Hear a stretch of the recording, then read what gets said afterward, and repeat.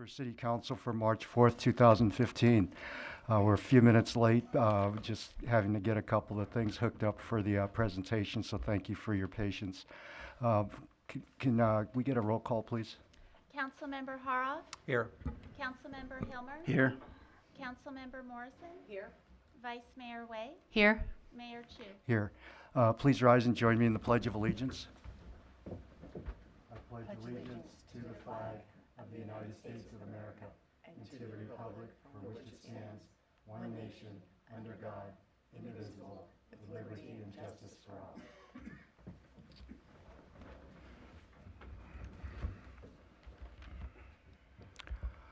Okay, before we go on to our normal agenda, what I'd like to do is ask the council for a motion for a slight change in our agenda tonight. We have longtime residents, Lorraine Niven, who passed away recently. They've been longtime residents and big contributors in many different ways to our community. And it was her husband Jim who was recognized and memorialized for his service. His plaque is honoring him is outside of our fire station. And what I'd like to do is suggest that we adjourn the meeting in her memory tonight. I second that. Okay, we have a Do you need a motion for that? motion I'll and a make second. motion. And we have a second. All in favor say aye. Aye. Okay, thank you. Okay, I also have a card for her that we're going to be sending, plus a letter, from the council. So before you leave tonight, if you'd sign that, that would be great. Thank you. Okay, the first item on our agenda is the approval of our consent calendar. Does anyone have anything they'd like to remove for discussion or consideration? If not, I'll take a motion. So moved. I'll second it. Motion and second. All in favor say aye. Aye. Okay, thank you. Okay, now we have our city manager's oral report.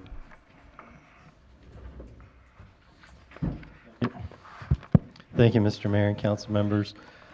First, I should let you know, this won't really help you entirely since you're not at home watching on television, but tonight's telecast is actually on channel 30 of Comcast, which is not the normal channel, government channel. The reason is there's a lot of competition for the slot on Wednesday nights, several televised meetings, which is my ability to segue into, tonight you're on the education channel, but the media center is petitioning Comcast to give the media center and to give Marin in general a second government channel, which I think will make a lot of sense now that with the money that has been provided by the Marin Telecommunications Agency, we're almost at a point where every city hall will have cameras in them and be able to televise their meetings. So there will start to be more and more competition for airtime, particularly as planning commissions come online, which most of the cities have expressed as a goal. Also, the Media Center has reached out to the Marin managers, the city managers and the county administrator, and asked us to appoint a staff level committee of advisors to meet periodically, mostly by conference calls, just to monitor what's going on the government channel and what they can do to provide the breadth of government programming that we'd like to see. So we're having some discussions about what exactly programming might look like beyond our meetings, but it's an interesting dialogue that we've just started. As you know, I represent the city on the Joint Powers Authority for Solid Waste, and that JPA was instrumental in helping all of the cities with our plastic bag bans that are in effect now throughout Marin County. So we are now talking about pharmaceutical disposal and increasing the availability of sites to dispose of pharmaceuticals, and also we're looking at increased fiduciary responsibility for the producers. That's a trend that you're seeing around the state, and it's something we'll be looking at quite a bit as sort of our next big topic to tackle. the council knows, because we just came from a special meeting walking through the Rose Lane development, that while construction continues, the development is nearing completion. And we fully expect, as we jump through the final hoops, that we'll see all the houses completed very shortly, and have appreciated the close working relationship we've had with the new home company as we work together to define what the finish line looks like for the development. And lastly, just wanted to acknowledge with Mary Grace Houlihan here and ask her to take this back to all of the engineering staff, but we just continue to get positive feedback from the community about the streets. And it's been so nice to have some money that we can apply to the streets. And I think the community, it'll be one of those things we'll need to tell them, but we as a community will be so much happier in a few years, not just because we're fixing streets now, but with the gas tax being lowered and consumption of gas being down, that revenue stream, which was our traditional revenue stream for roads and was already not enough money, will be even less in coming years. But it's great to get that kind of positive praise and feedback from the community. And I want to thank Mary Grace and her team that worked really hard to make that program come to life once the money started arriving. Pass it back to you, Mr. Mayor. Thank you. Does anyone have any questions or comments for the city manager? Okay, if not, now's the time for council members for their reports and comments. Does anyone have any reports they'd like to make? Yeah, I'll just very briefly. As I think I mentioned before, I was asked some time ago to participate on a ad hoc committee of city council members from around Marin as part of the Marin County Council of Mayors and council members to see what we can do to engage ourselves and the county on the issue of sea level rise. So we've had a series of meetings over time, including most recently a meeting this morning that I attended with various representatives from Belvedere, Tiburon, Mill Valley, and other communities, and the county, in which Kate Sears and others, staff people, were also represented at the county level. The main focus of what we've been talking about most recently is getting funding for a countywide vulnerability assessment to sea level rise issues. And that, in fact, is going forward. You may recall that we actually wrote a letter in support of a grant application for $250,000 from the Coastal Conservancy. That application is due, I think, on March 13th and is going forward. And the county is also committed to $250,000, so it'll be a total of $500,000 for essentially a vulnerability assessment on a countywide basis. And those of us who are representing particularly some of the Bayside urban communities have been very aggressive in promoting the interests of our cities and towns to make sure that the vulnerability assessment pays particular attention to potential impacts to our community. So that is going forward. We'll probably be getting another draft letter that I'll be asking the mayor to sign. And we'll also be looking for maybe some staff support within the city of Larkspur to help make that process move forward. So it's been an interesting and constructive exercise, and I think creates an opportunity for us to play a leadership role on that very important issue within the county. Okay, thank you. Anyone else have any reports? I do. Catherine? I will be reporting on this later, but I'll be attending the Impact Marin Conference tomorrow, which is the North Bay Business Journal's State of Business Development and Environment in Marin. The keynote speaker tomorrow is Gavin Newsom, which will be nice to hear how his impressions of business climate in Marin County is. But also one of the key speakers is Carol LaValle, who is our president of Rustic Bakery, which is a Larkspur-based company. So I'll report on that at our next meeting. Okay, thank you. Dan? I attended a meeting reviewing the budget for the Ross Valley Flood Control District 9 this morning. We have a very important meeting coming up on March 17th Staff asked me to make sure that our city website was connected, providing links to information regarding that meeting and work done to date. There will be a lot of interest, already is interest, in how the flood fees collected by the ballot measure that was passed some years ago are being used to continue dredging of Corte Madera Creek.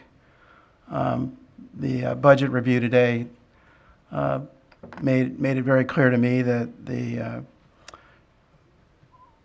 identification of funds for flood protection measures in Corte Madera Creek in the communities of Kentfield, Greenbrae, and Larkspur have yet to be identified. There's a big zero on the funds targeted for this work so far, while upstream measures have funds targeted to them to the tune of 70%.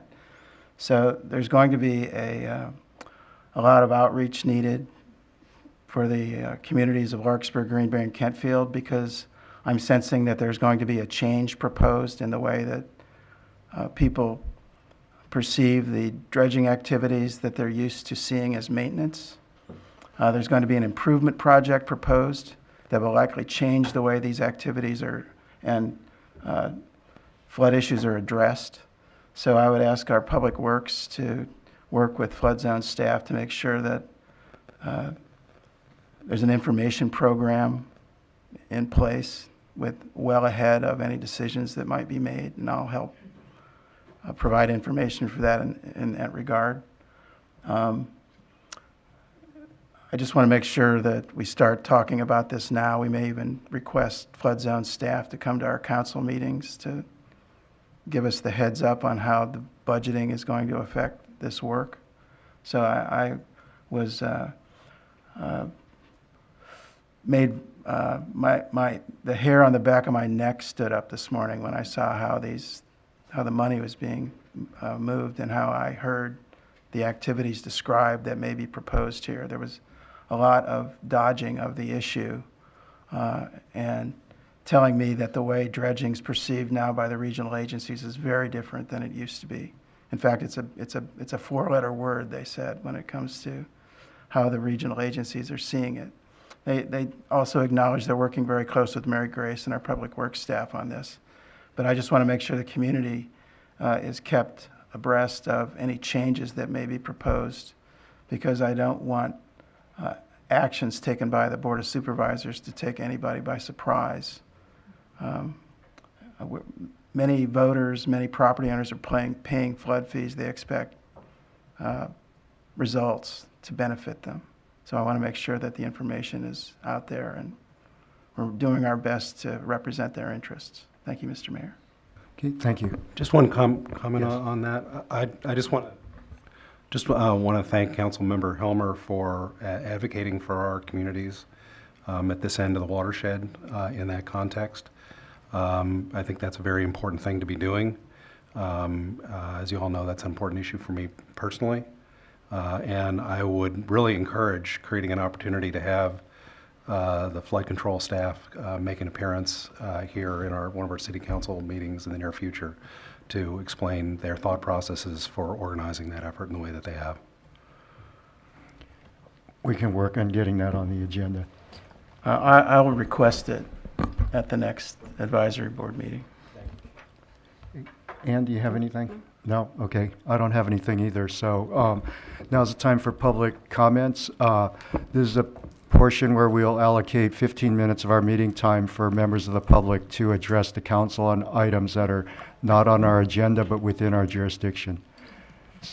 Cindy Winter Greenbrae. As chair of your Bicycle and Pedestrian Advisory Group, I have a pleasant announcement to make. We have a new member, Eric Miller. I guess he got tired of having his arm twisted, so we look forward to fresh ideas and wise counsel. Thank you. And here's Eric.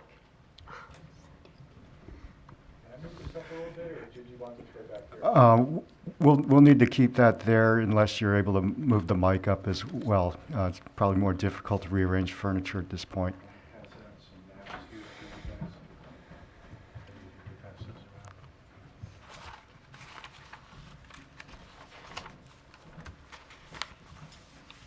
Thank you.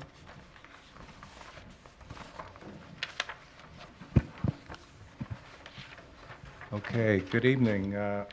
Eric Miller, 117 King Street, Larkspur. Thank you for allowing me to be a member of the Bicycle Pedestrian Advisory Group, the informal group. I'm here because SMART has made a decision not to build 3 key segments of the multi-use path in San Rafael.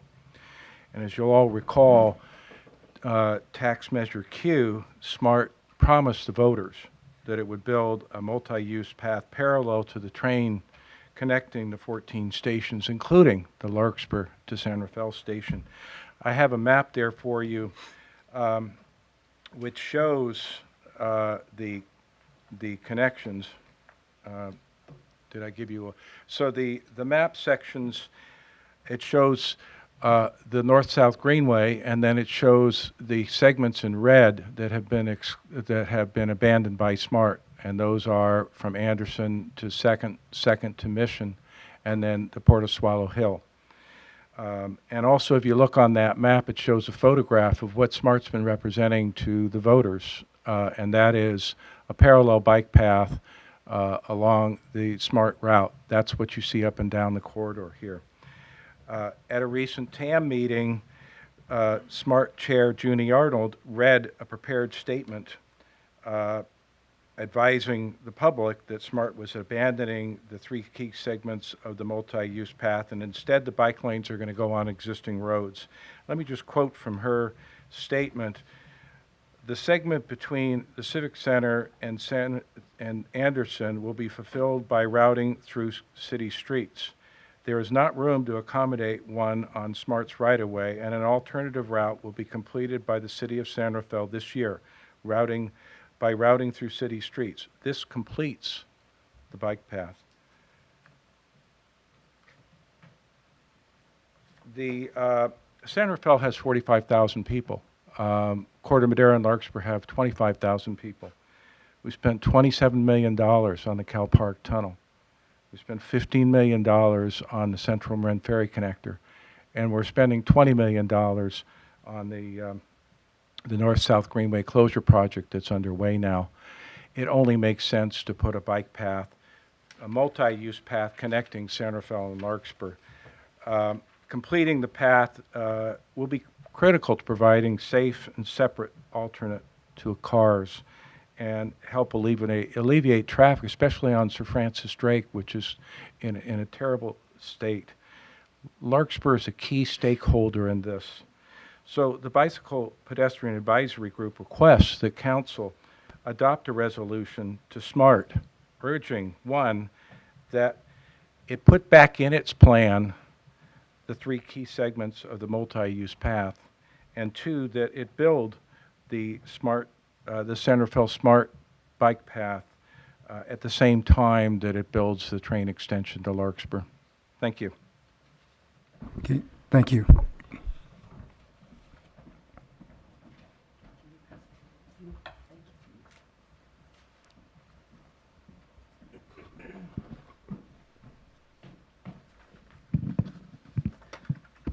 Good evening, members of council. My name is Elizabeth Thomas Matei. I'm from Mill Valley. I just finished my 2nd term on the BPAC, the Bicycle and Pedestrian Advisory Committee there.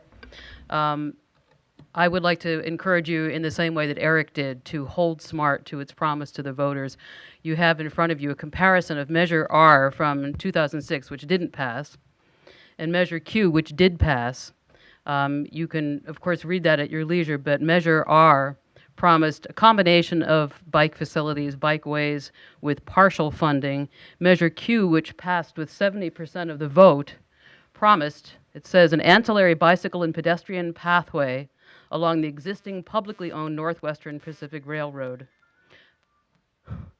And it further specified to provide funding for a bicycle and pedestrian pathway. SMART will provide a bicycle and pedestrian pathway along the SMART rail corridor linking the 14 train stations and ongoing annual maintenance of the pathway. Now you might wonder, well, what's the big deal? Bikeway is bikeway. So now I would like to show you, and I'll hand it forward, but I would like the public to see as well. This is the picture at the top that SMART represents on its website as the bicycle and pedestrian pathway that runs, will run parallel to the train. And below, an example, here it is blown up, of what you're likely to get if that isn't fulfilled. Let me show you.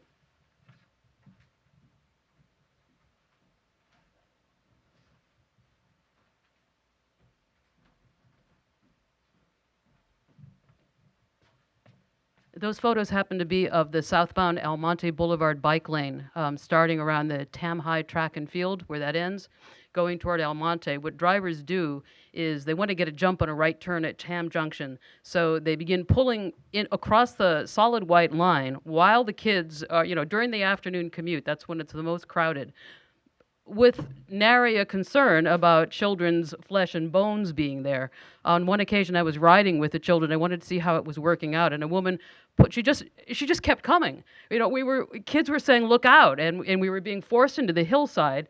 And she just wanted to get, in the end, she had to pull back slightly because the lane ends in a shoulder. She couldn't do the maneuver that she wanted. On another occasion, I was with my daughter waiting in the lane at Tam Junction, and cars were trying to push past her, giving her about 6 inches clearance. And I was reaching over to try to help her move her bike because she had her piano books in and it was very heavy. And my heart was pounding, and I was yelling at this, one woman, "Stop, just stop, let us move. We had a right to be there." But people want to create their own lane. So, endless tales about what that bike lane has turned into. But what distinguishes the SMART, that mock-up that you saw, is that it's completely separated from cars. And there are no intersections. There are no driveways. Our children would be safe. Everyone would be safe on that type of path. And that is what the voters voted for. That's what the voters deserve. Anything less is fraud. Thank you. Okay, thank you. Good evening. I'm Jim Elias. I'm the Executive Director at the Marin County Bicycle Coalition. I think that Eric and Elizabeth have done much of my work for me already, but I too am here to talk with you about the pathway portion of SMART. I'm not going to review all the details. You have some good materials there. The descriptions you got, different but complementary, I think outline what we're concerned about. I am, though, going to urge you on behalf of MCBC's Board of Directors, our staff, our 1,800 members, to demand of SMART that they give the voters, the residents of Marin and Sonoma counties, what we voted for, what we're paying for, and what we frankly expect.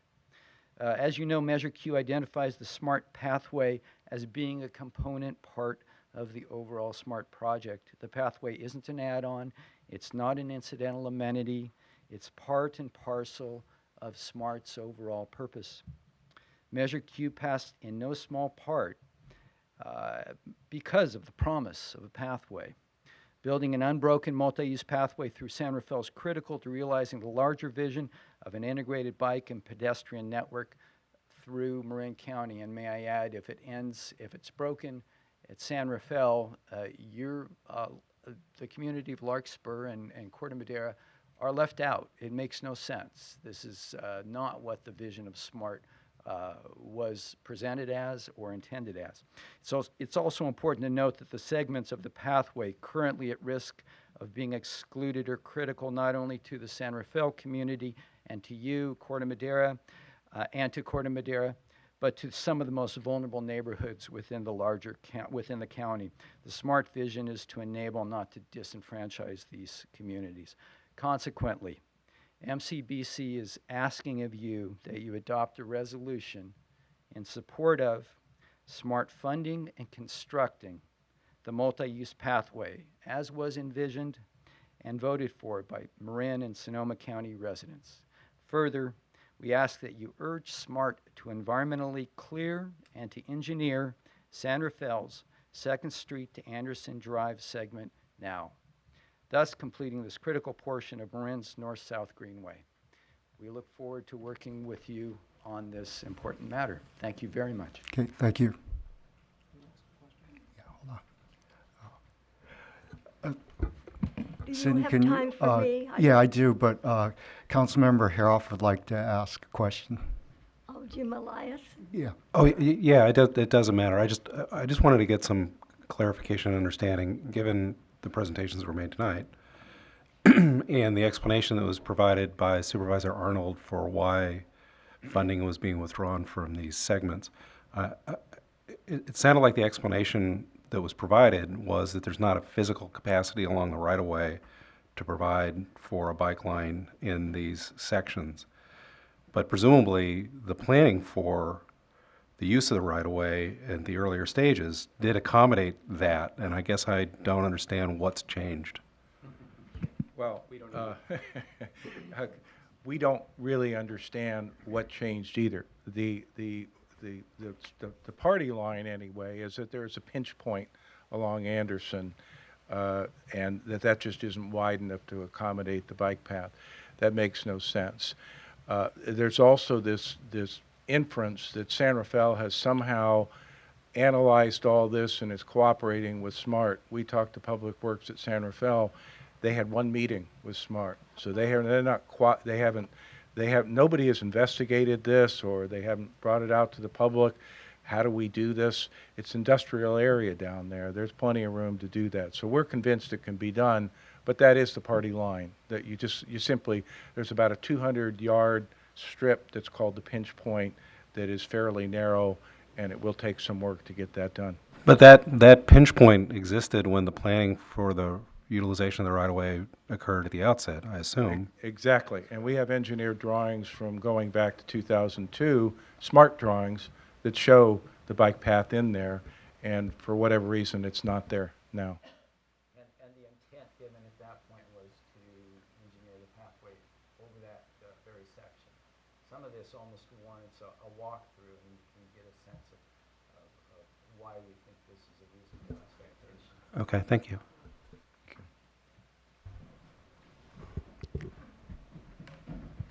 I was looking at the pinch point today. I have an idea.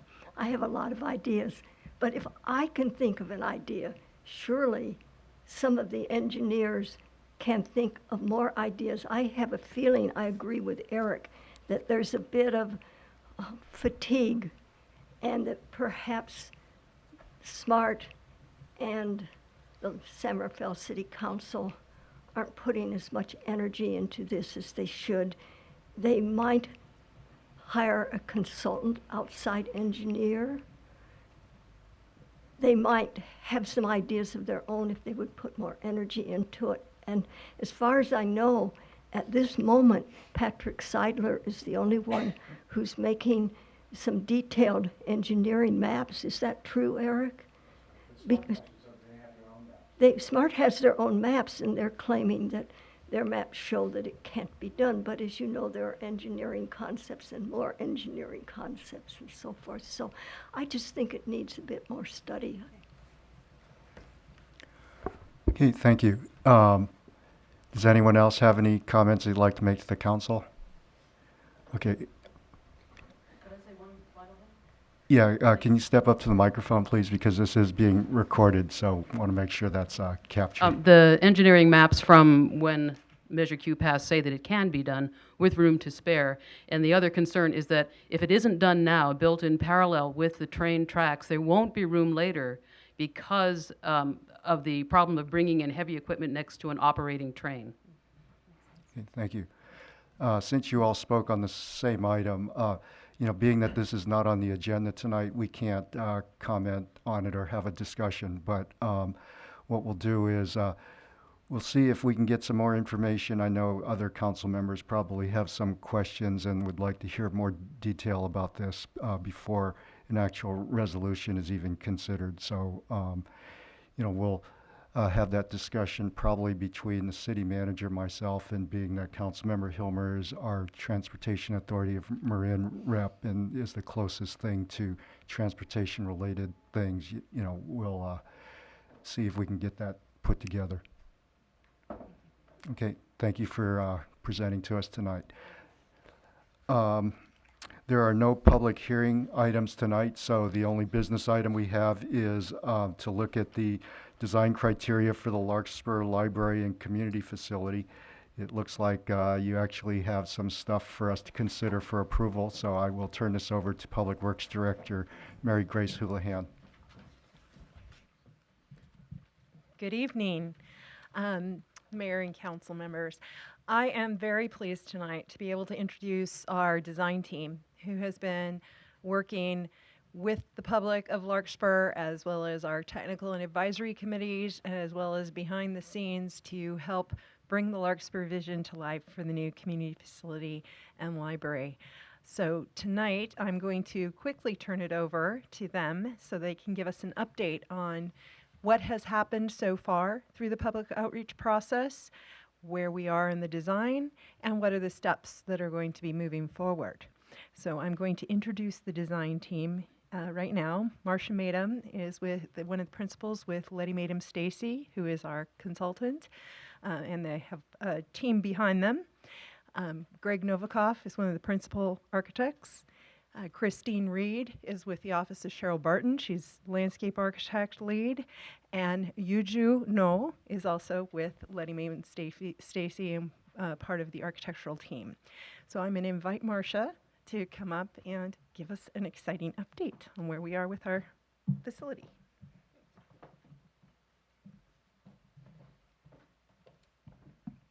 Thank you very much, and good evening, Mayor Chu and council members.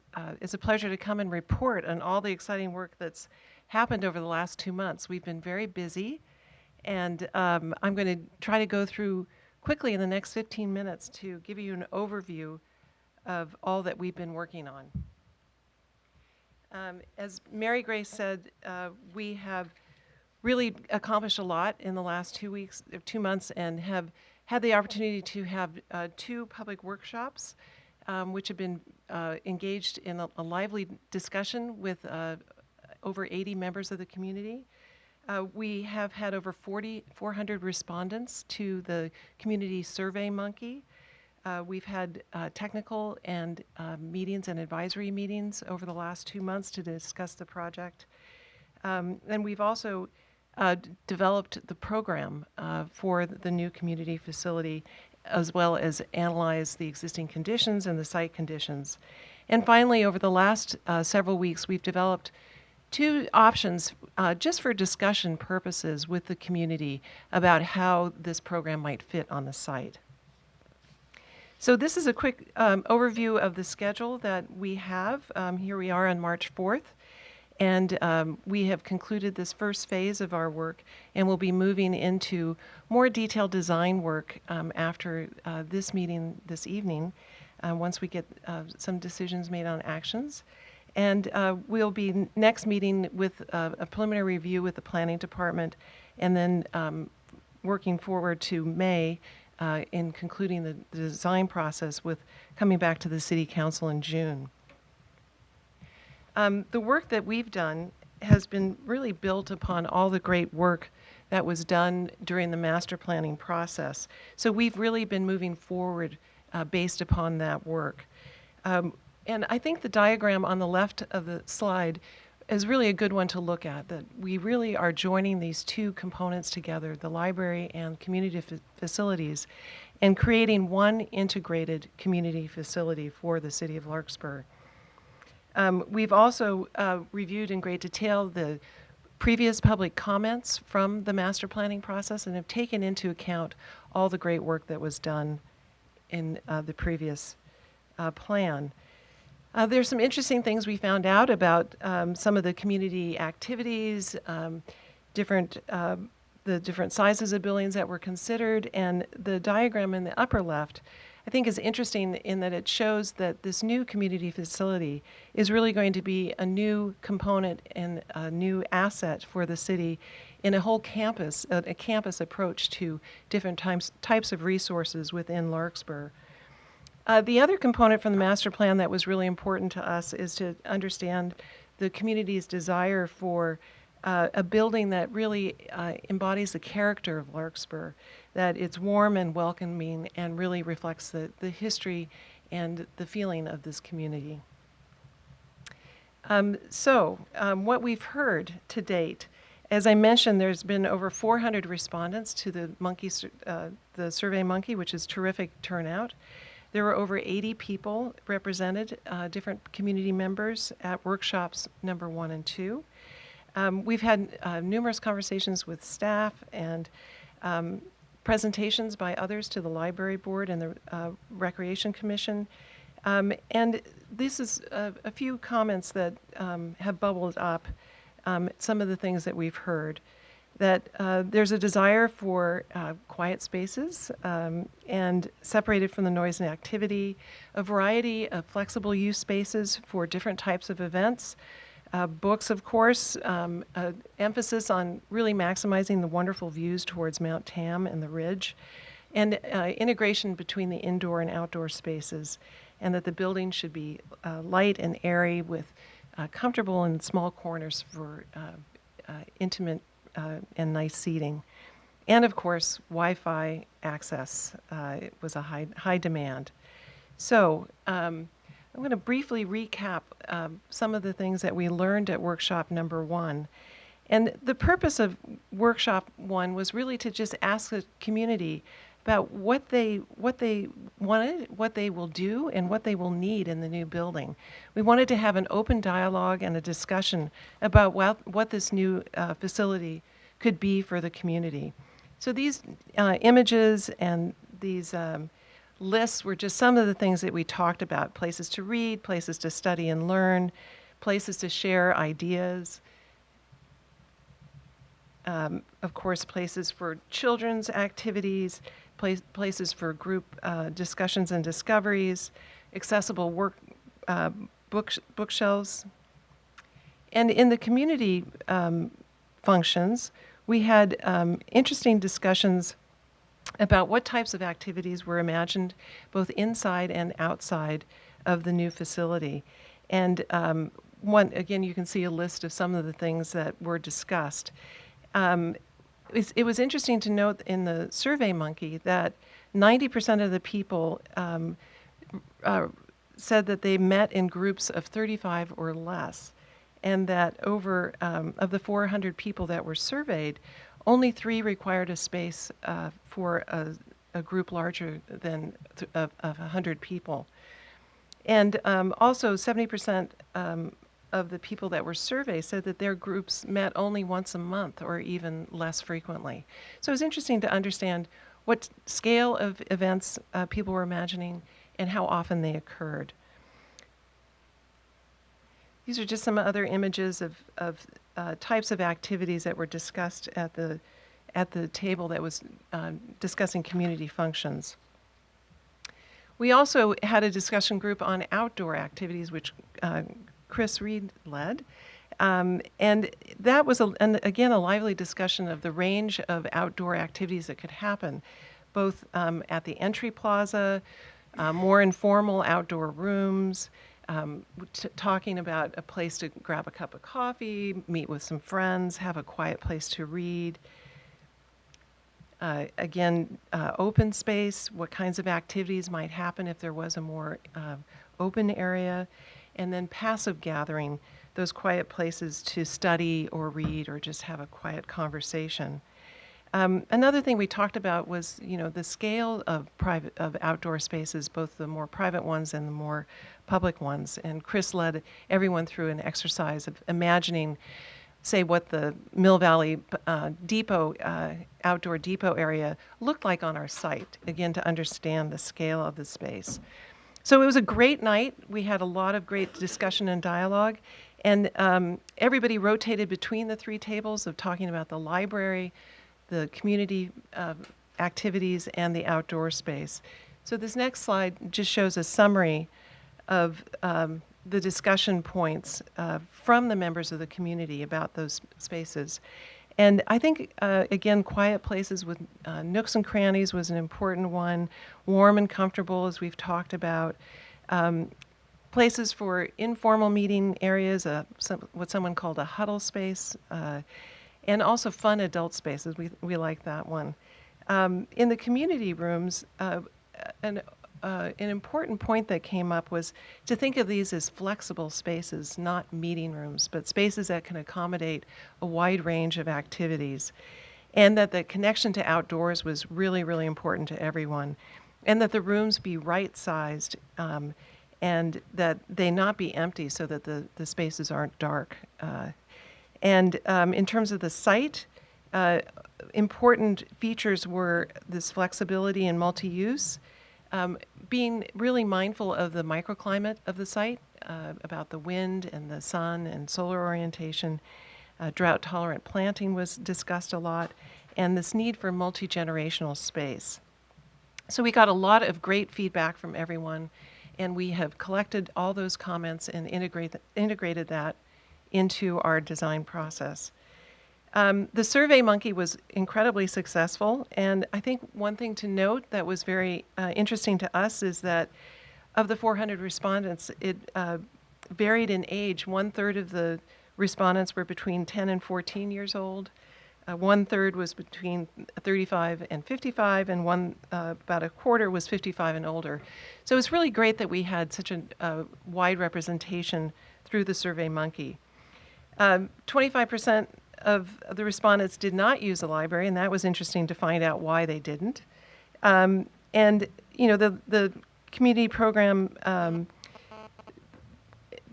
needs that wanted to be expanded were children's and teens, new books, fitness programs, youth sports. There was a variety of desires for new programming.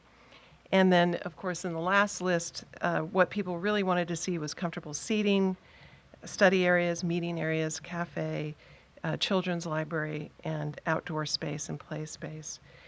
So the responses to the Survey Monkey have been incorporated into our design process, just as the comments were from the public who attended the meetings. So all these comments have been folded in to our process.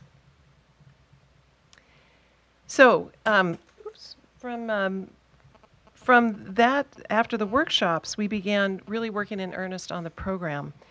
And there's been a lot of different steps in that, evaluating the current conditions, doing research, working closely with Linda Demers, our library consultant, as well as Frances Gordon from the library here, and also Dick Whitley from the Recreation Department. And we really went through a quite detailed process in understanding the types of spaces that were desired, the existing conditions, and also reviewing the utilization of the spaces.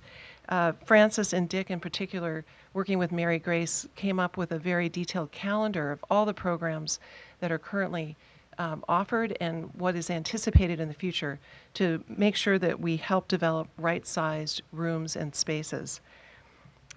We also did an assessment of the existing facilities.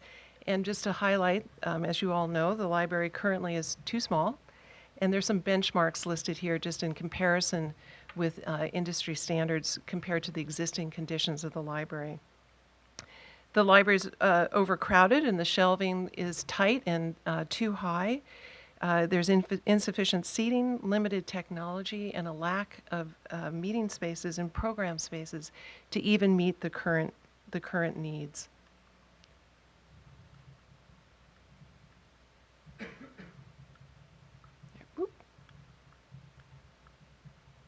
There we go. So this represents the program, and I won't go into detail of it, but after this process, we determined that the right-sized building would be about 20,000 square feet, and you can see that there's distributed not only in the item called here as the community spaces, but also in the library and reading room and the children's area and the teen room. There are also additional meeting spaces. So we have a variety of scales and types of spaces in the program. And we see these as flexible use spaces. And what the program has determined that we will have one space that's 1,500 square feet and two spaces that are 750 square feet. And again, that reflects the right-sized program space needs based upon that utilization data that I spoke of earlier. I think to see, whoops, tricky.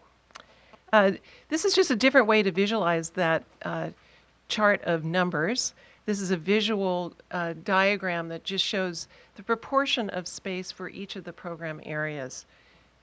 These are to scale, so you can see that the collections area compared to the community spaces. And it's interesting to see that the 1,500 square foot space is, this is the size of the room that we're in now, so that the new space, the new larger flex use space will be about 1.5 times as big as this. And we have this diagram on the wall over here if someone would like to look at it in more detail.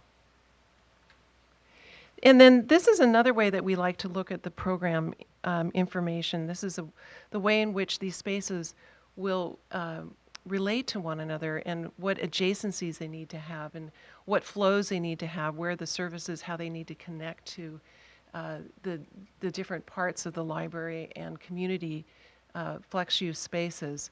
So this is, again, just another diagram to help us understand how these spaces begin to work together. And this was a really helpful visual for the people on the technical advisory and advisory committee to understand, well, what exactly, we know how many seats this space takes and can accommodate, but what different configurations could these rooms be in? How many people could you seat in a 1,500 square foot room in rows of chairs, in banquet tables, or training layout?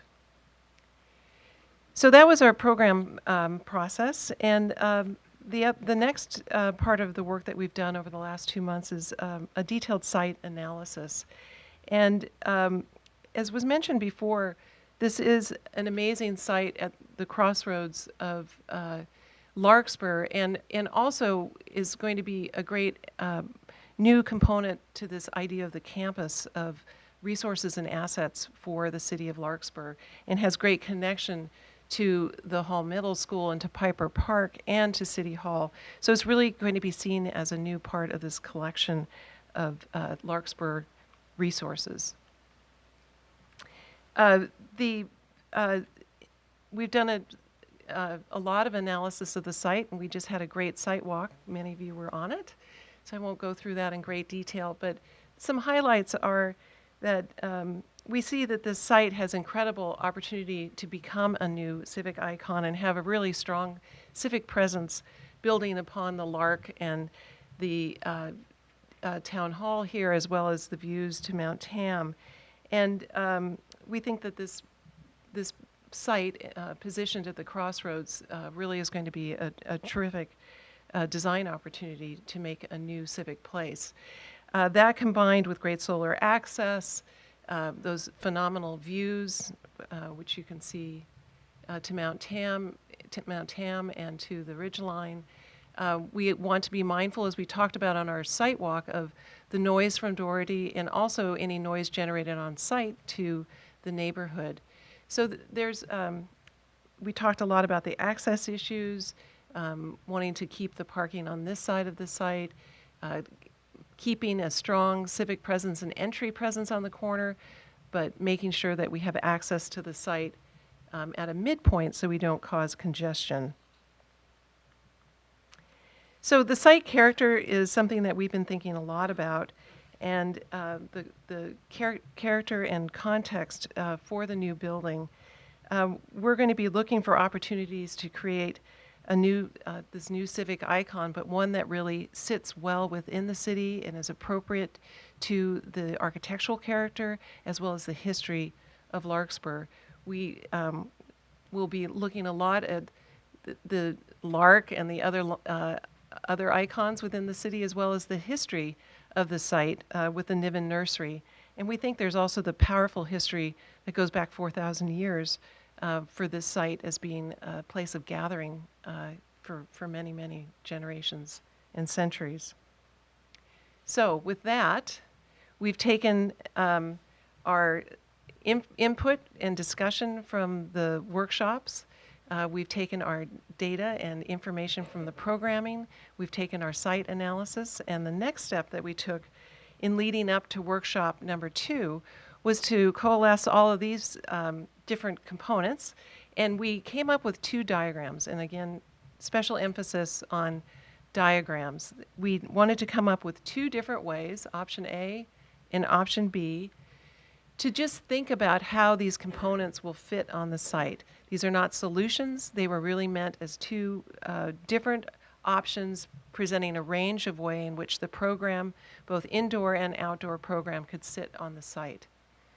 So these 2 options, option A we nicknamed the Nooks and Crannies scheme, which features a west entry, a south-facing courtyard with the flex-use spaces, the 3 major flex-use spaces clustered around that outdoor courtyard, and then a series of outdoor spaces that work off of that south side. Again, just for discussion purposes, option B, we wanted to have a different way of organizing and including all of the indoor and outdoor programs on the site. So option B we nicknamed Porches and Promenade.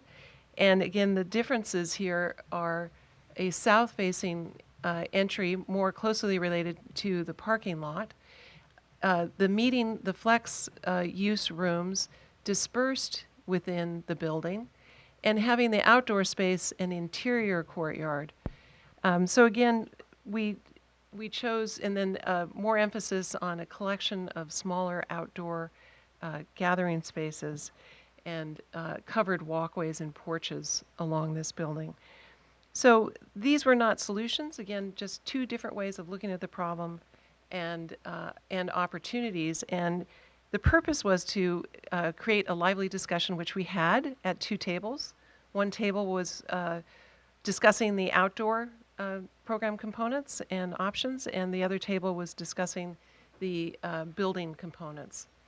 So the summary of comments from workshop number 2 are outlined here.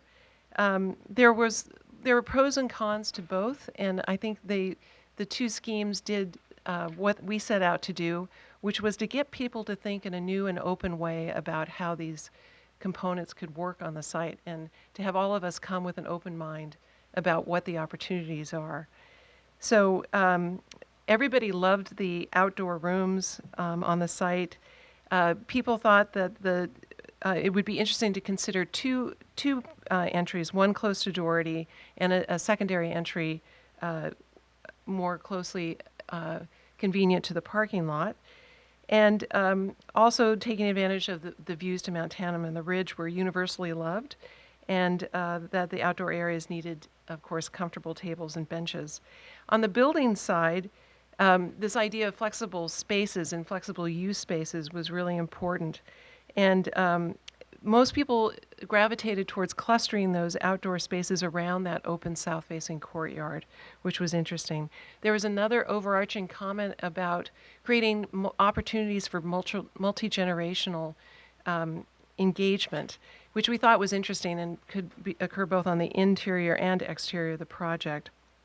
Another theme was creating spaces for display of the history, display of the art, and the different components of Larkspur throughout, and of course informal, passive areas for reading and retreat. So that's a whirlwind tour of what we've been doing for 2 months. The next steps that we are planning to engage in is taking these two schemes, these 2 diagrams, and taking all of the great input that we received from the community and from everybody on the advisory and also the technical committee, and blending those and making a scheme that brings together the best of both schemes. So that's what we're going to be working on, which includes the southern courtyard with the flex spaces, looking at the west entry and a secondary entry to the south, making that strong visual connection to the Lark Theater, downtown Larkspur, maximizing the views to Mount Tam, and of course making that really strong indoor-outdoor connection with gardens. So this evening, what we are requesting action on, There we go. What we're requesting action on is for the council to approve a new facility of approximately 20,000 gross square feet based upon the programming information that we have completed. Number two, to approve a single-story building. And the reason for that is that in having a building of 20,000 square feet, a single story will reduce construction costs by not having to have space used for vertical circulation and the expense of elevators. It will reduce staffing costs by not having to staff 2 levels. It will improve building security. It will improve overall accessibility of the facility. And it will also improve access for everyone to all the programs and collections without the barrier of going up to a second level. And it will also improve that really important indoor-outdoor connection, which has been so important to everyone in the community. The third item that we would like to request action on is the approval of the parking, which represents 60 cars, or 3.0 to 1,000 gross square feet of building. This meets the EIR recommendation, and it also meets the recommendations of the traffic engineer in the city, and does not result in any curb cuts on Orchid. And I'd also like to mention that we do have bike parking also included in our scheme right now of 20 spaces. So those are the three pieces of action that we would like. And now what I'd like to do is open it up to questions. Okay, we'll just first open it up to council, ask their questions, and then we'll allow the public to comment on it as well. Who would like to start down here? Go ahead. During the master planning process, and even going back to the original conception for the project, the right balance has been sought between library and community uses. Could you just elaborate a little bit on what you learned during the outreach and feedback process from the community on what resulted in the program related to you're using the word flex spaces, mm-hmm. and the multi-generational needs that have been addressed through the sizing and programming of those spaces so far? Yes, I can address that. I think, as I mentioned, it was very interesting particularly in the Survey Monkey, to get the data on how many people typically meet in groups, what types of people get together, whether it's book clubs or film groups, after-school tutoring. There was a whole range of activities. That was one of your questions, just the multi-generational component. So the great thing about the Survey Monkey is that we did have really good representation from all the age groups. So I feel that we did capture good data on that. And that combined with the exercise that Dick and Francis did in looking at all the programs that both the community facilities and the library currently and in the near future are planning, to make sure that we had the right number of spaces to accommodate those existing and future planned programs. So I think that we captured it on data points. We captured it within actual calendars of what is being done within the city now, and also through the comments of the workshops, understanding what the needs, what people imagine doing at the building, that we did get a lot of dialogue about the range of activities and size of groups and how often those groups would meet. Thank you. I'll be listening closely to public comment on that issue, whether the right balance has been struck, Right, and I'm sure we'll learn more as we move forward. Right. But I think you've done a great job at. So I think we came into this without any preconception of how large those flex use spaces would be, and have really allowed the data to tell us what the right size is, this emphasis on right sizing the program spaces. And I think that the fact that 90% of the people said that they met in groups of less than 35 was really interesting, and that only 3 out of 400 said that they needed a space for 100. So I think that that was really interesting data. Thank you, Mr. Mayor. Councilmember Morrison? Please. Marcia, nice presentation. Thank you. So I was part of the committee that put the master plan to get together. And one concern I have is the cafeteria you have, or the cafe, you have a coffee cart and vending machines. Right. And I remember the public really wanting a space where they can sit and mingle and maybe have a cafe latte or Right. have healthy snacks. Right. So can you elaborate on that, please? So we had a lot of discussion about the role of a cafe in this type of community facility, and did a lot of research on that and relied upon our consultants to provide us with information of what other facilities of similar scale and in similar communities have done and what the results have been. And the findings of that research was that although everyone wants to have a full-service cafe, that it's very hard to do, and that the failure rate is actually really high, and it has ended up having, in some cases, been an issue of having to subsidize it to keep it going, or it just closes. So the approach that we've taken in the program is to recognize that it would be great to have a cup of coffee and to be able to have a place to sit with a friend. So our program does include what we're calling the living room space and also a marketplace. So there'll be those places to sit and have a cup of coffee. And we're looking at the program right now shows vending machines as an option, or maybe a coffee cart to provide that, but not a full service cafe. Others can elaborate on that if they would like to.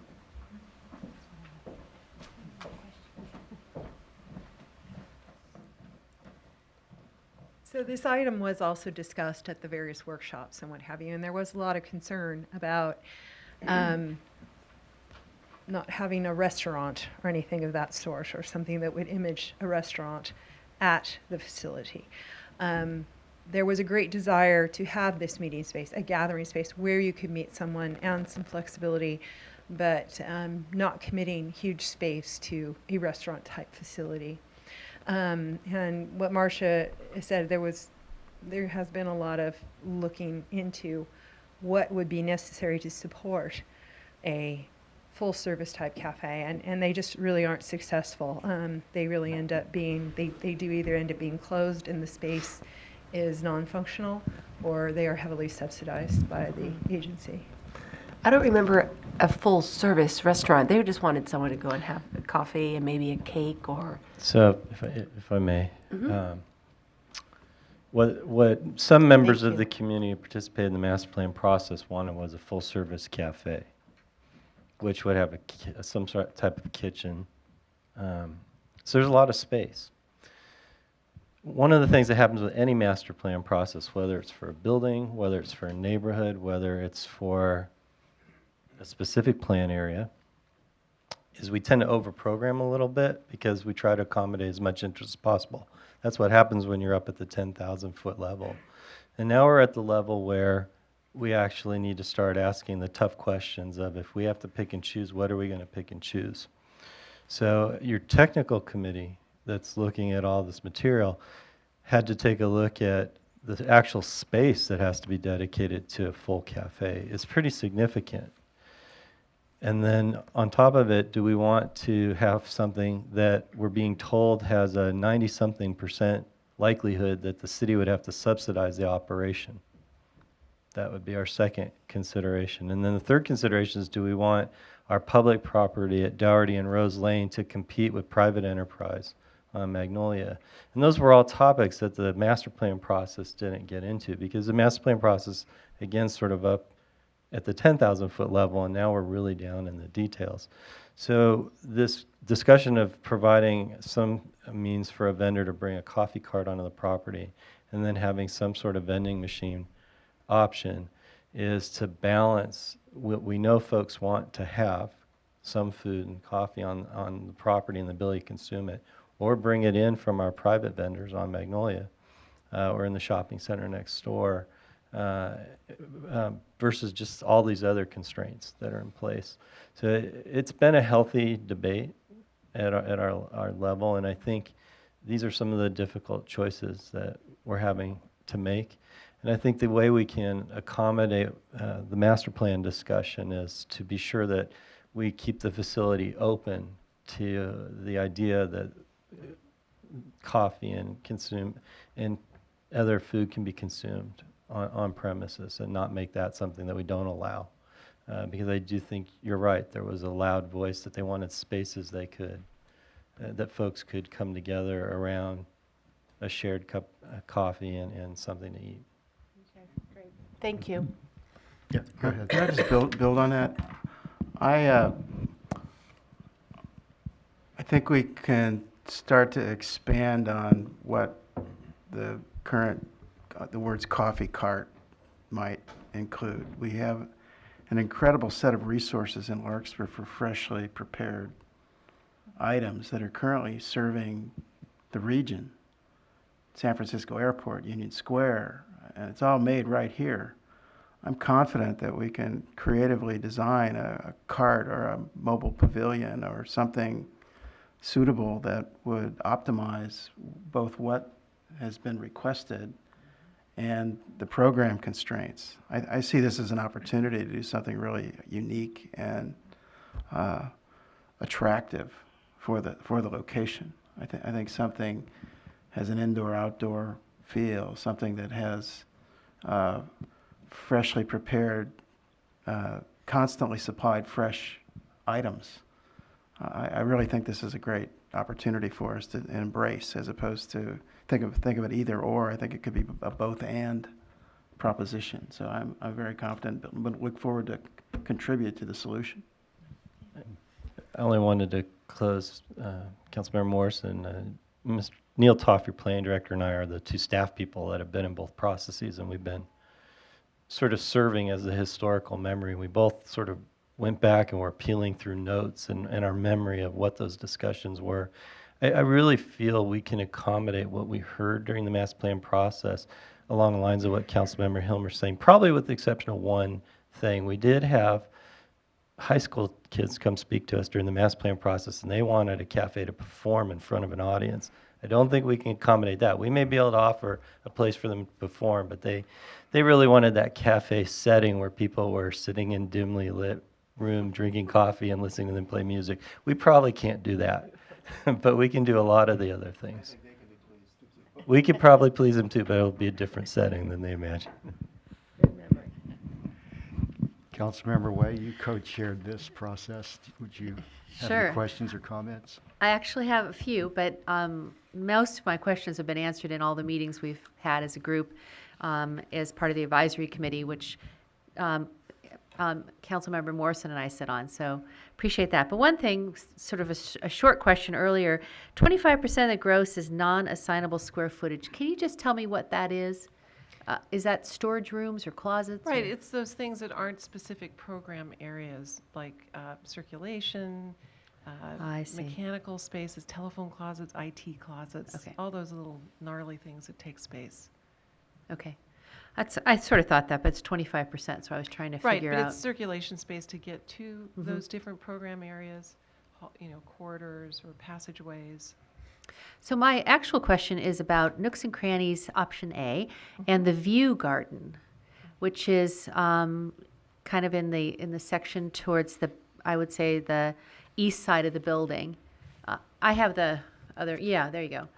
Tell me what a view garden, in your experience, what a view garden becomes within a building, whether it's full of foliage or a place to sit, or whether it just is an underutilized core. I worry about that, and Okay, Yeah, just I tell me think your that's a great experience with question. those.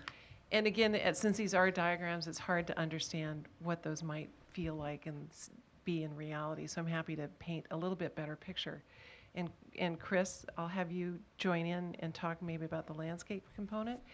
But first I wanted, before Chris is coming up here, I just wanted to say that in addition to it being a viewing garden in terms of having a very beautiful thing to look at as you're making your way through the building, as you're sitting in the reading room in a comfortable chair, having that little bit of connection to nature, it's also providing daylight. And we can also utilize that to help us move air and natural ventilation through and up. So it's a part of a sustainable design strategy too, so that it's providing natural daylight, connection to nature, and also helping with the building systems.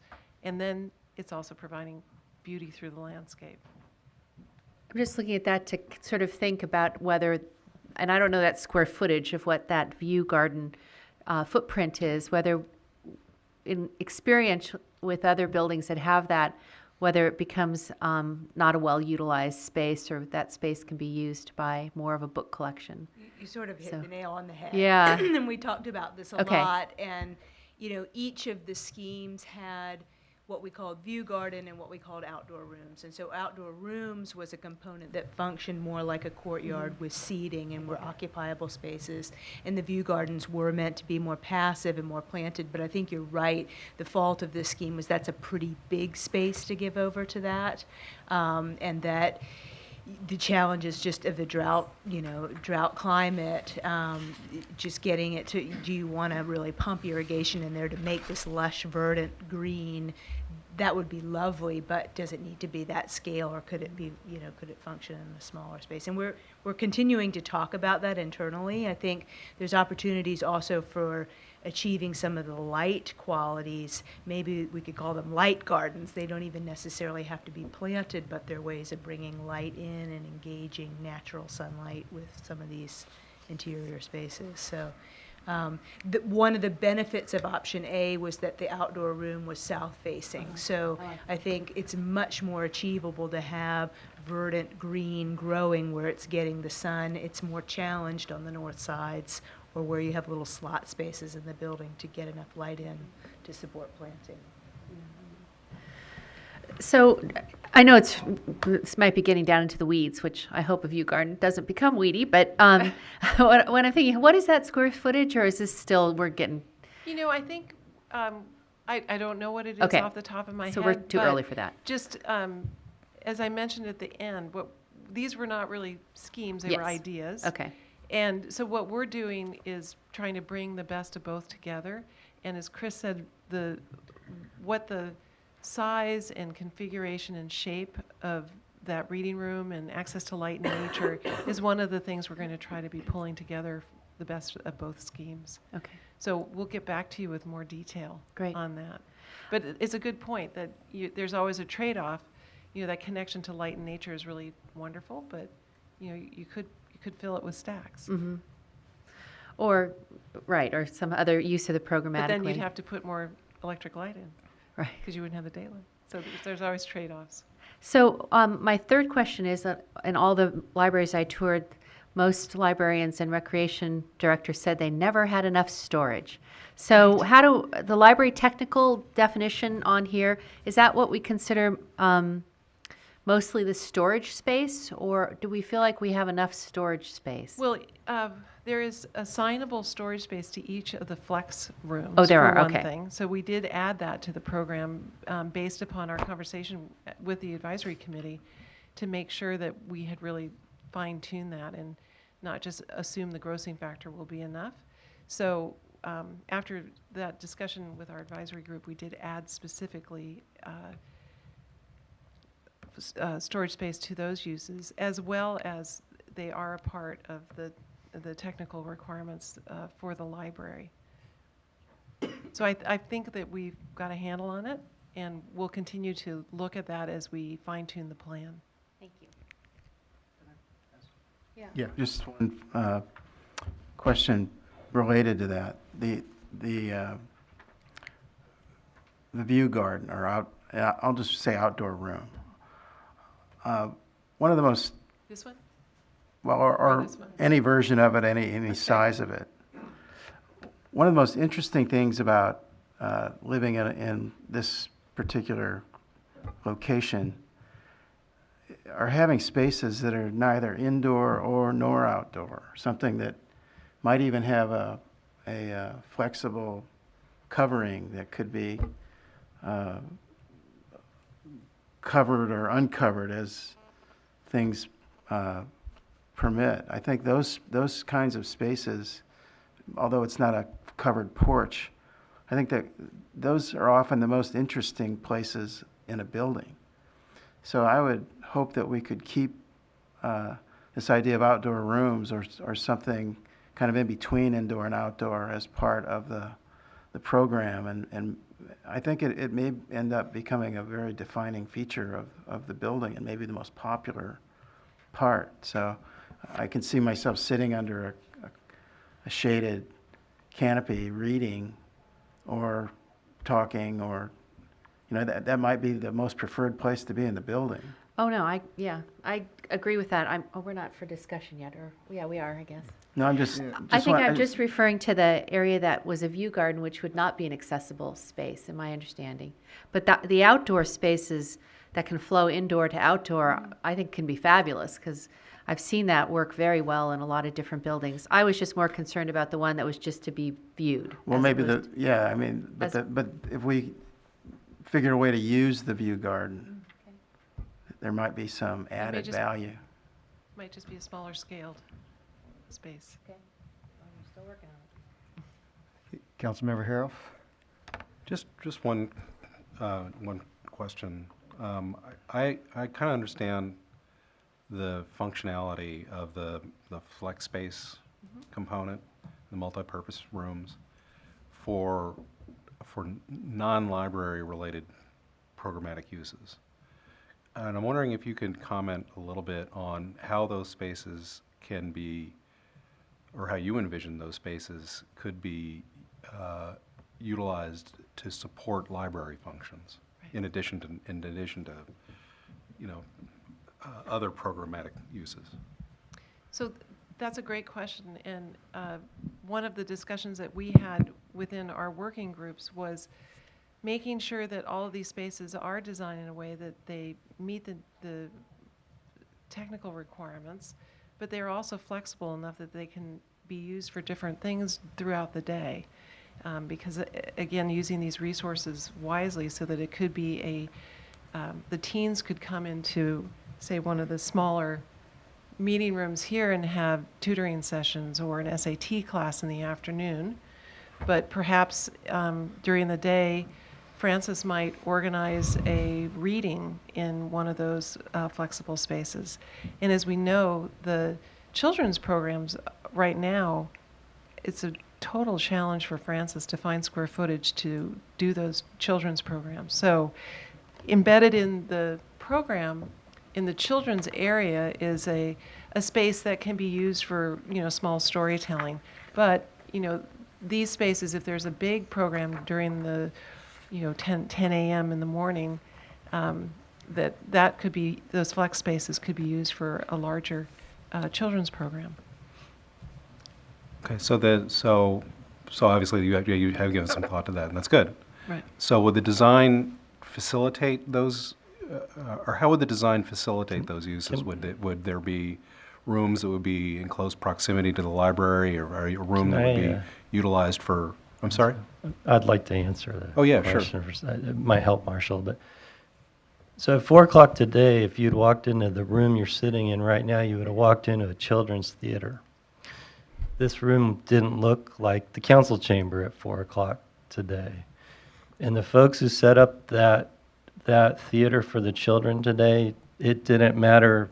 As long as it had 4 walls, it was a children's theater. And I think that's what we mean by flexible rooms. We just need rooms that are appropriate for folks to come in and do what they need to do. And a lot of the library programming, that's sort of what happens. No, and I really encourage that, because I think I think that's important for the community to understand that that they're not separate. They really are. This really would be an integrated facility where these additional spaces would support the kinds of purposes that you just described. And you can imagine that an open room with the proper audio visual for a children's theater probably would have been a better room in the council chamber, but it's what we had to offer, so it's what we put them in. I want to add on to that too, that both Francis Gordon, our librarian, and Dick Whitley, our recreation director, really put a lot of effort into looking at what existing programming is. And I'll tell you, I have become so amazed at Francis and her team of what they're able to provide the community on the limitation of space that we have. And when you really start getting into what are the programs that they're trying to offer the public with the limited resources, you really see it when you start laying out the programming for these rooms. And the scheduling and programming we looked at really integrated the programs currently being offered by the library and the rec department, as well as what they could provide if we had more space. And that was how we looked at the scheduling. And it was really telling, and it really developed into these flex spaces of the 2750 and the 1500. We originally had started looking at smaller spaces and bigger spaces, but as you really looked at the programming, the needs of the programming, the attendance you would expect for the programming, and all of the support, whether you need tables, whether you need to put a stage, whether you need to have audio visual, it really became very evident that these rooms and these sizes would really service not just recreation, but really enhance the library functions. And I would welcome Francis to speak to that too.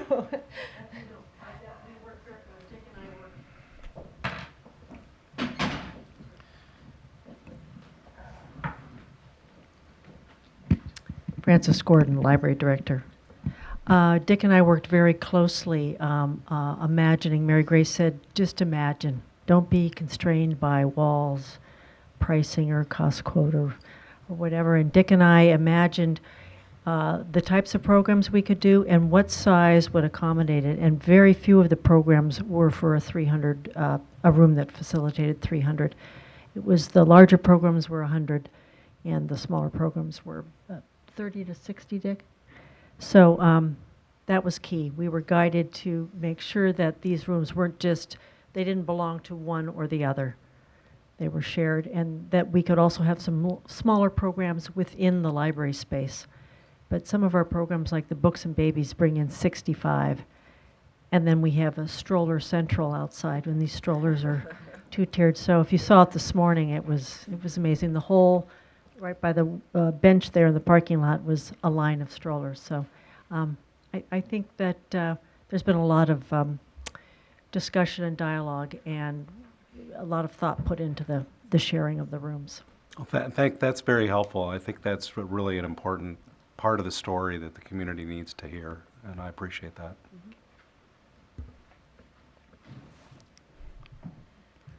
Okay, I had a general question just on the flexibility of, let's just say the different uses.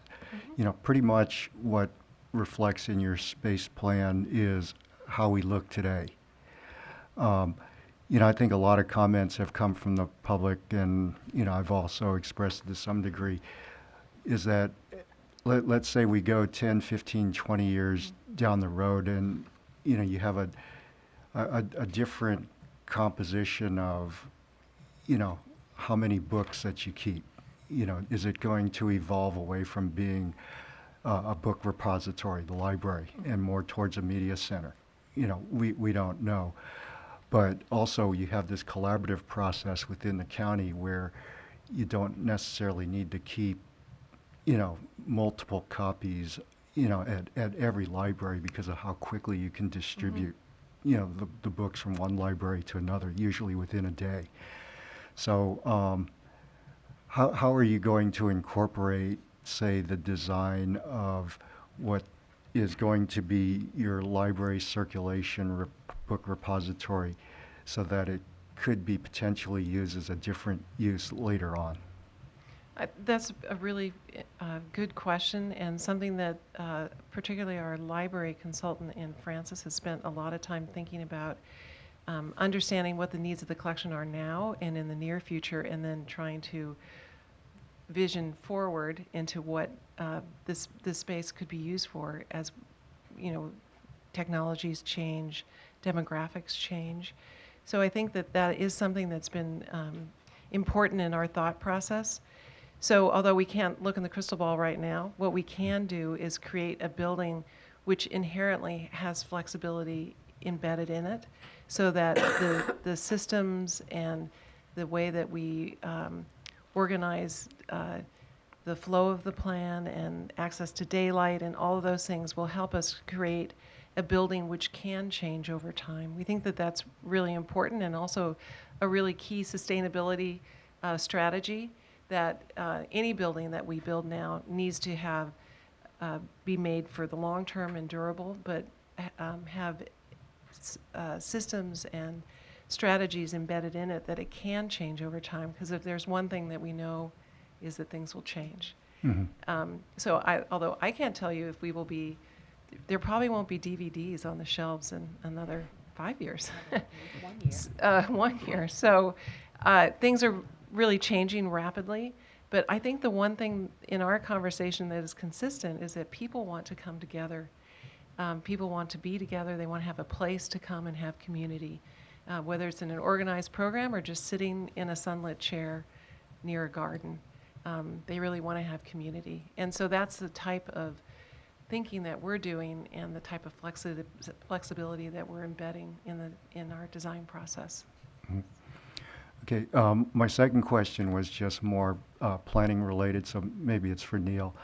The things you're asking us to at least approve tonight are, roughly the 20,300 square feet and 1 story, and 3 parking spaces per 1,000 square feet. So with all that, do we need to do anything else from a planning perspective, or is all that set? Was all that done in class? Those are actually issues about staff needing direction for managing the contract as much as they are planning issues. We need to move on in the tasks with the consultant team, and these are key milestone decisions. They're all consistent with planning for the property. So all 3 of those proposed decisions tonight are well within the bounds of the planning for the property. But we need you to tell us we're on the right path so we can advance the process of the design phase to the next part of the design phase. Yeah, but we meet our own zoning regulations and everything. Yeah. We won't be coming to the Plan Commission or the council with a massive list of rules that we want to waive for ourselves. No, we won't be doing that. We may ask for variances just like we would ask a homeowner to do, but you'll have to decide if that's appropriate. Okay, so really these higher level design criteria that we're going to be approving tonight will still remain, let's just say, flexible enough as we get to the next level where you actually start to move some of these blocks around. There'll still be a lot of input that you'll be getting not only from the public but as well as the council and staff. I think the way that might be helpful to frame it for you, Mr. Mayor, and maybe for the public too, is as we are transitioning from direction in the master plan to direction from the council, these are key decision points that sort of facilitate that transition, because the master plan, for example, left this open-ended question of 20 to 24,000 square feet, and it's time to refine that decision point. And the master plan left open the idea of a second floor, and we need to refine that decision point so we can move forward with this process now of advancing toward our goal of a schematic design. That's really why we're framing those questions for you this evening. Okay, that helps clarify it. Thank you. At this point, I'm going to open it up to members of the audience who would like to come up and ask staff or our consultants any questions, or if they have any comments they'd like to make. Yeah, sure.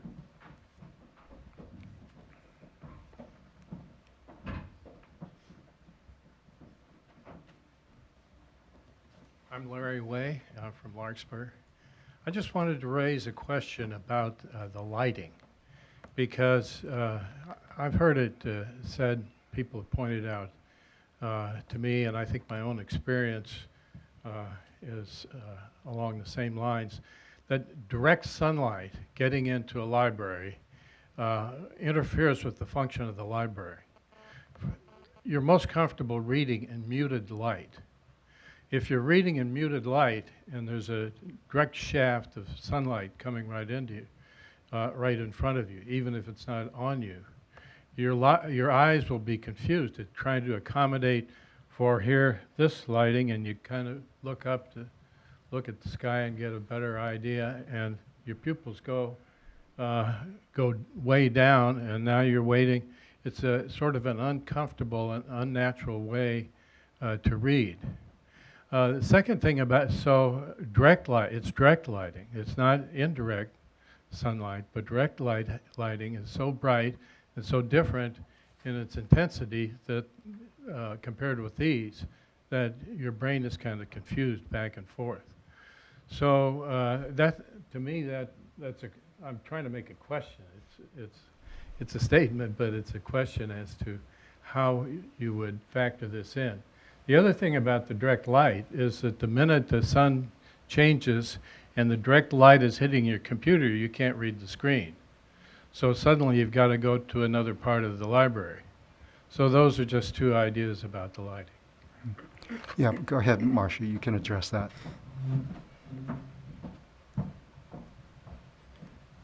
Those two questions are really important and really a key component to what we will be doing in our design effort.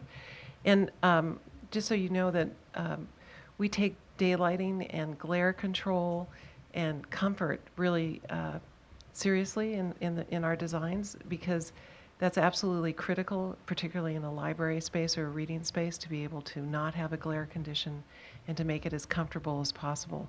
So we have programs in our office, computer programs that do daylighting analysis, and then we can track how the lighting will change through the hours and through the seasons, and model how the light will be impacting the interior, and then we can design shading systems or other sorts of manipulations to make sure that we control the daylight to provide an even and comfortable lighting condition inside. So those are really important, and we will take good care of that.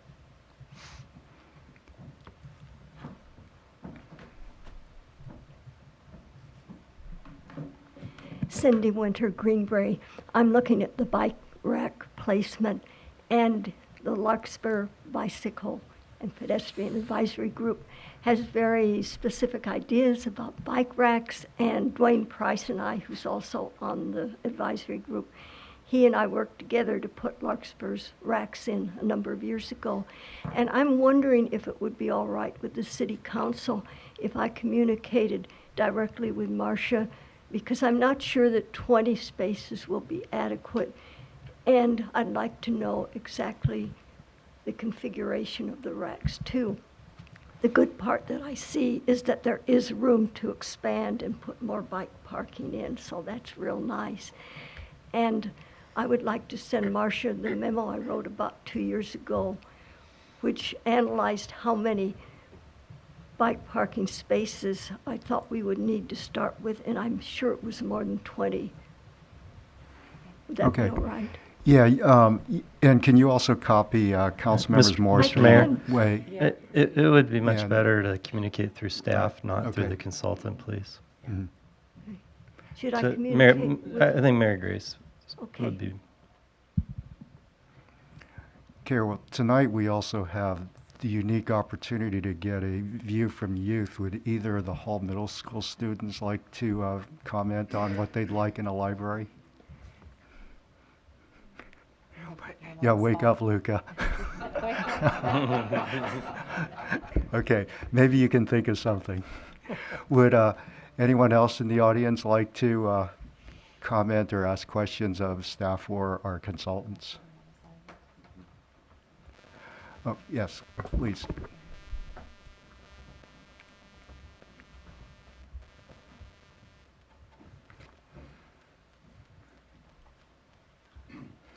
247 Meadowood.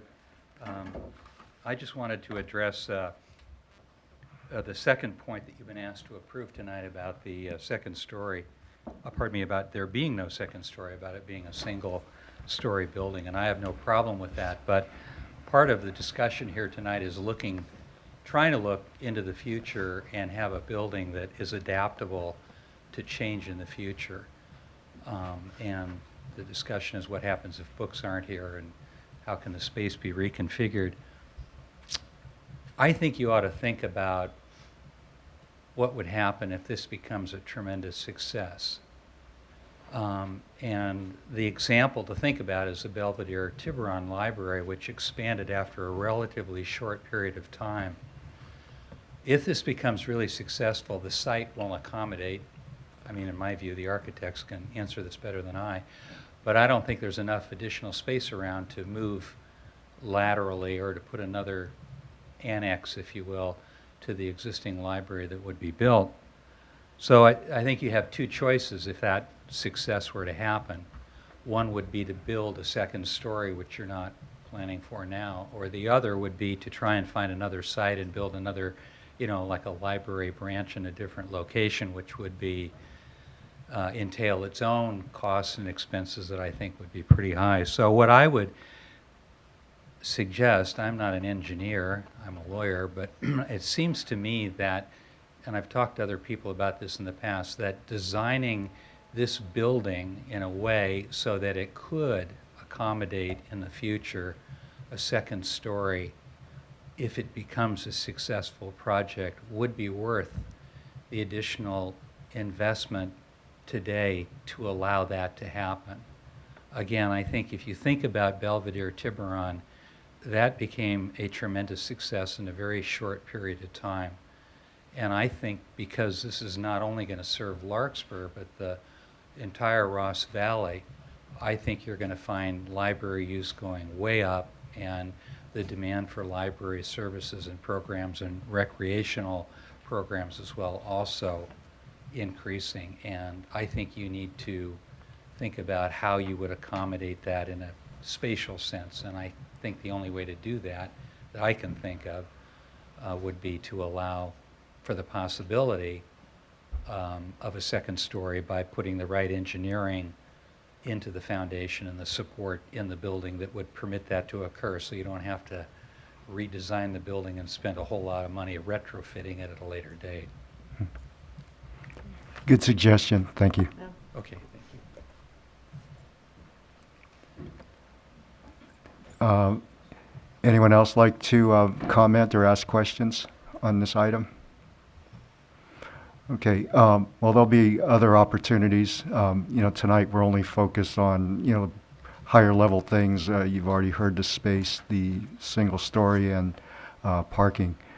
So I'm going to bring it back to council right now and see if they have anything they'd like to discuss on any one of those three items. Yes. I have a question based on the comment of the last speaker. Was that sort of adaptability discussed and to allow a second story in the future, and were there any assessments of what that might mean in terms of cost? Because I think it's a good idea, but was it discussed and is it feasible? We did not discuss the option of planning for a future second story. We did do some analysis, just thinking about the cost differential between a one and a two-story building.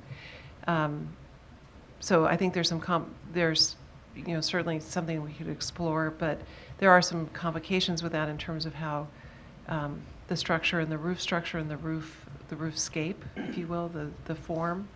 But that's just something that we could consider in the next phase, but it would just add a layer of review and discussion. And there likely would be parking implications as well. Yes.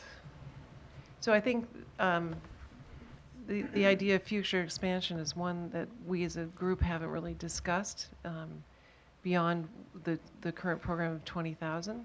But the site, there are other opportunities on the site if parking was thought of in a different way.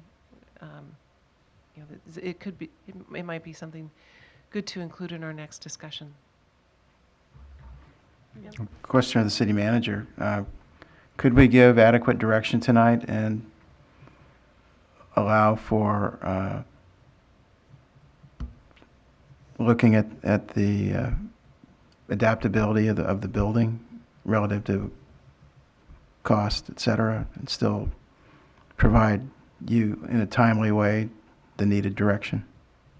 I think so, yes.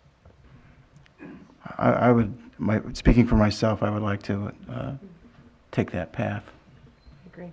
Yeah, comment down here? Just Yeah. on that subject, and I don't have an objection to that at all. I think it would be a useful exercise.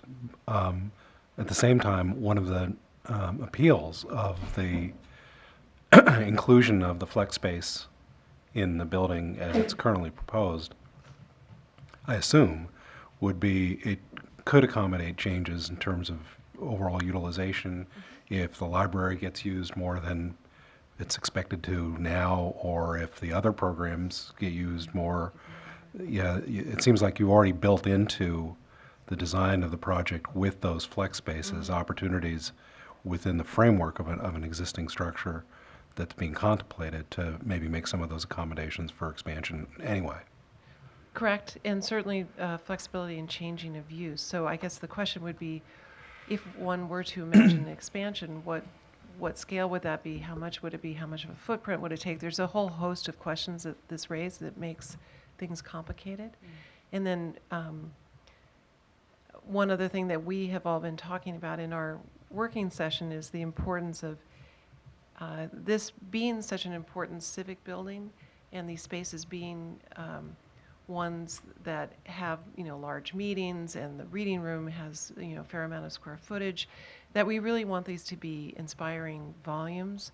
We want them to be large spaces. So there's a whole secondary range of issues. If you get very specific about this opportunity of a second floor, it would impact the shape of the ceiling now on a one-story building, the sense of that loftiness in the reading room, possibility of skylight bringing in controlled daylight into the interior space. So it will impact the design opportunities now as we think about it as a single story, and there are height limits and ways. We're really happy right now with the way that what we're imagining the massing and the volume to be of this new facility, and how that can fit within the context of the residential buildings around it, and then still being of a large enough scale to link to the civic buildings that we have downtown, and what we might imagine in the retail area next door, and the larger scale buildings across Doherty. So it's an interesting urban design question and scale question of the neighborhood. So it's a complex thing. And I appreciate that's actually part of the reason I was asking the question, because I understand that those are constraints that you just have to deal with. And maybe to kind of provide folks with some reassurance that the potential for the kind of expansion that the Tiburon Belvedere Library saw could be accommodated within the framework of the design that you're discussing today. Right. I think that's a good thing that we can investigate, even on the single story, just understanding what latitude we have in the future. Oh, I thought you were reaching for your mic, so. I was going to make a comment. I'm fine. Okay. You answered it. Okay. All right, so is council okay with the 20,300 square feet in the parking? I didn't hear any expanded discussion about that.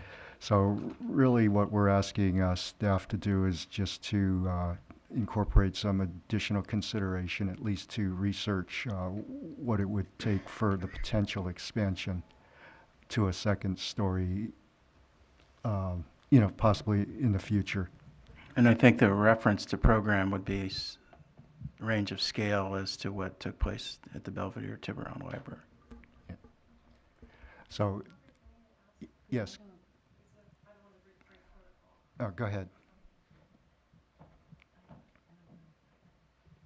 If I could just add, one thing that I think our team would welcome exploring is the option of future expansion on the single floor scheme, and not just jumping to the conclusion that we would have to go to a second floor because of the ramifications that we just discussed. But we could certainly look at both. I would Yeah. support that, Mr. Mayor. Okay. And, you know, really, it's saying, okay, well, if we were to expand it, we would probably get an extra X percentage out of it. I mean, I'm not sure if, you know, we're really asking for you to design the whole thing. We're trying to get a sense of, well, how much bigger can it be? You know, if from a practical If yeah, I could make a capacity. process Right. suggestion, I think I'd like to take your direction as, on our technical committee level, we will develop a pro-con assessment of the concept, and we'll provide that to the advisory committee, which has 2 of your council members and the other boards and commissions represented. So maybe they could give us some feedback about the value of the return of going further down this path versus the negatives. And then, you know, I think we'd have then a really nice process to ferret out the idea. Okay. So we really don't need to make any changes to the resolution. No, I don't think so. Okay, so at this point, if there aren't any more questions or direction you'd like to consider, then, you know, I'll take consideration resolution 1315. Can I make that motion? I'll second it. Okay, we have a motion, second. All in favor, say aye. Aye. All right, thank you. I'd like to thank everybody who's been involved with this, clearly all the department heads working with, you know, the consulting group, as well as our 2 co-chairs on this process, members Morrison and Way. So thank you for everybody's efforts to this date. It looks like it's really coming along. We've gotten good community feedback. You know, we have former Mayor Longtoe here from the Larkspur Endowment Fund and Foundation, and, you know, other library groups have also been involved in this, as well as members of the community. So thank you to everyone. Yes. Nice job. Okay, so we only have one more item on our agenda tonight, and that's to adjourn in memory of Lorraine Niven, longtime community member of you know, City of Larkspur, whose husband Jim also gave his life in the line of duty for the fire department. I'd like to move that, Mr. Mayor, and also I'd like to acknowledge the Niven family in their role of development of the property around our new community facilities parcel, and hopeful that we can create a suitable acknowledgement in the site design and future landscaping, you know, as a recollection for the community of the agricultural use that their family provided the city for so many years. Okay, we have the motion and I'll go ahead and second it. Motion second. All in favor, say aye. Aye. All right, thank you. This adjourns the meeting, and thank you for coming.